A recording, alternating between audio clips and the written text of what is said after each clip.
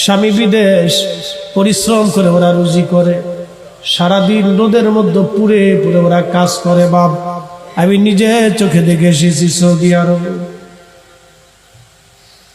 ক্লিনারগুলি প্রচন্ড লু হাওয়া, গরমের ভিতরে মুখ সুখ বেঁধে বেঁধে ওরা রাস্তা পরিষ্কার করে। জোহরের নামাজ পড়তে রওনা করলাম মদিনাতে। একজনকে কাছে জিজ্ঞেস করলাম, ভাই বাড়ি কোন জায়গায়? বলে হুজুর ব্রাহ্মণবাড়িয়া। আমি বললাম, বন্ধু এই যে রোদের মধ্যে পুড়ে পুড়ে সারাদিন আমি দেখলাম আমরা হোটেল এসির মধ্যে থাকি, আর আপনি সারাদিনই রোদের মধ্যে পুড়ে পুড়ে কাজ করেন, কষ্ট হয় না? হুজুর কষ্ট হলেই বা কি করার আছে, আমি কি বাড়ি কি মা জানে? বলে হুজুর মাকে কি আর বলা যায়? বললে মা কষ্ট পাবে। হ্যাঁ নারীরা, টাকা কম হলে তুমি বেজার হও, কিন্তু স্বামী পরিশ্রম করে। আল্লাহর নবী বললেন, আমি কোন ব্যক্তিকে যদি সেজদার অনুমতি দিতাম আল্লাহর পরে, স্ত্রীকে বলতাম স্বামীর পায়ে সেজদা দেওয়ার জন্য। একবার জোরে বলা যাবে কি মারহাবা? স্ত্রীকে বলতাম স্বামীর পায়ে যেন স্ত্রী সেজদা দেয়, কারণ এই স্বামী এই ফ্যামিলির জন্য নিজের জীবন বাজি রেখে যুদ্ধ করে যায়। কি কথা ঠিক কিনা? ওয়ার্ল্ড, পৃথিবী একটা ব্যাটল ফিল্ড, এটা যুদ্ধক্ষেত্র। নিয়মিত আপনাকে যুদ্ধ করে বেঁচে থাকতে হয়। 24 ঘন্টা একজন পুরুষ পরিশ্রম করে ফ্যামিলির জন্য। সন্তানের মুখের হাসির জন্য একজন বাবা দিন বিদেশ পানি রক্ত করে ফেলেছে। স্ত্রীর টাকা কম হয়ে গেলে বেজার হয়, সোনা দানা কম হলে বেজার হয়, কাপড় কেনা কম দিলে বেজার হয়ে যায়।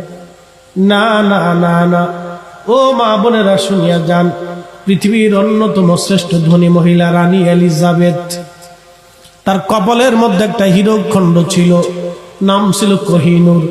৩,৫০০ কোটি মার্কিন ডলার তার দাম। বাংলাদেশের টাকা ভাঙ্গাইয়া ১,০০০ টাকার নোট দিয়ে বস্তা বাইন্ধে যদি আপনাদের মাথায় দিয়ে দেওয়া হয়, নিয়ে সারতে পারবেন না, এত টাকা দাম। ৭০ বছর একজন নারীর কপালের মধ্যে হীরকখণ্ড শোভা পাইল। সে যখন মারা গেছে, বোন শুনিয়া যাও, কবর তারে খাতির করে নাই। কি কথা কন না কেন, ঠিক কিনা? এ নারী ছিল খ্রিস্টান, আল্লাহ খুদা মানত না, কবর তারে খাতির করে নাই। আজরাইল তাকে ছেড়ে যায় নাই, 1 মিনিট তার দেরি হয় নাই। পৃথিবীর সবচেয়ে বড় ডাক্তার তাকে বাঁচাইতে পারে নাই। কি কথা বলেন ঠিক?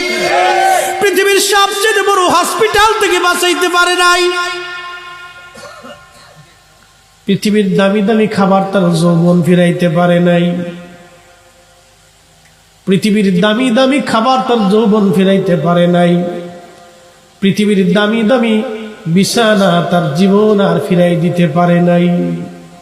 বাজান রে, মানুষ মরে যাওয়ার পরে 24 ঘন্টা পরে তার পায়খানার রাস্তা দিয়ে পোকা বের হয়। ওই পোকা প্রধানমন্ত্রী চিনে না, রাষ্ট্রপতি চিনে না,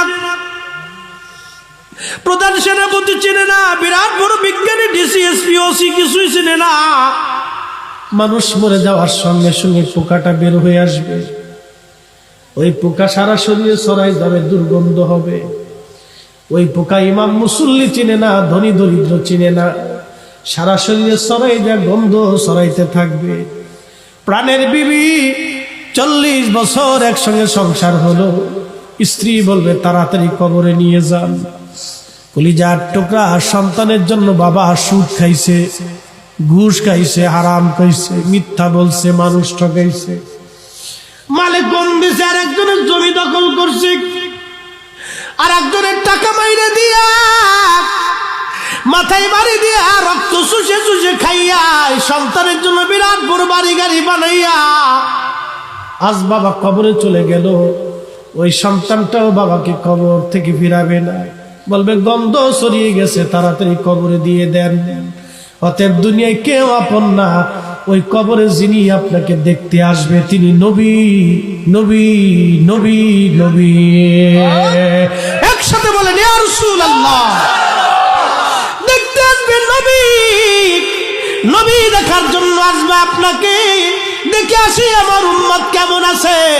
সরাইলের মুসলমান গোলামি করলে ওই নবীর গোলামি করা লাগবে, ভালোবাসলে নবীকে ভালোবাসবেন, আদর্শ মানলে নবীর আদর্শ মানবেন, দল করলে নবীর দল করবেন, জীবন দিলে নবীর পক্ষে জীবন দিবেন, কথা বললে নবীর পক্ষে কথা হবে, স্লোগান দিলে নবীর পক্ষে স্লোগান হবে। হাত উঁচা করে বলেন ঠিক কিনা?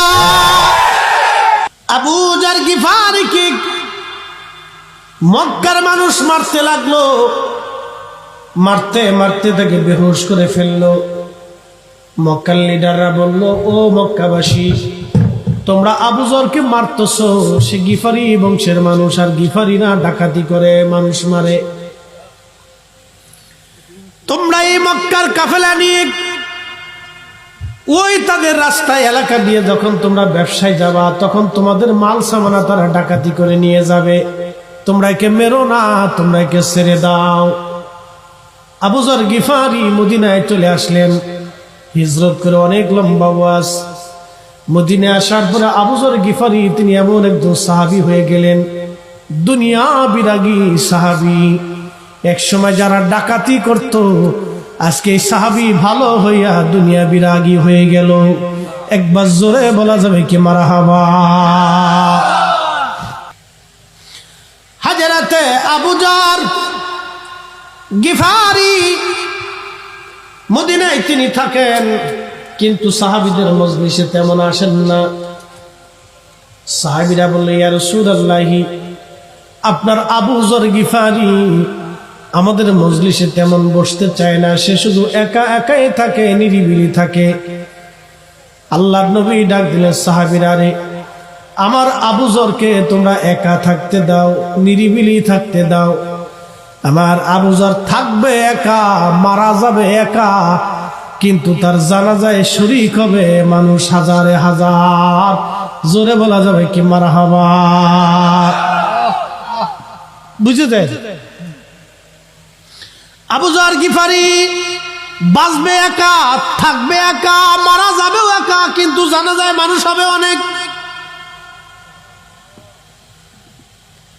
আমার আবু যর থাকবে একা, বাঁচবে একা, মারা যাবে একা, কিন্তু জানাজায় মানুষ হবে অনেক, তাকে একাই ছেড়ে দাও। আবু যর গিফারি দিনহীন হয়ে গেলেন, চলে গেলেন তিনার স্ত্রীকে নিয়ে মরুভূমির মধ্যে একটা মরুদ্যানে বাসা বাঁধলেন। কোন রকম দিন চলে, খেয়ে না খেয়ে চলে। একটা যুবক আবু যর সারা জীবন কাটায় দিলেন। যখন এন্তেকাল হয়ে যাবে, স্ত্রী ডাক কাঁদতেছিল। আবু যর গিফারি ডাক দেয়, বিবি রে, কি জন্য তুমি কাঁদো? বিবি ডাক দেয়, বলে, স্বামী আমার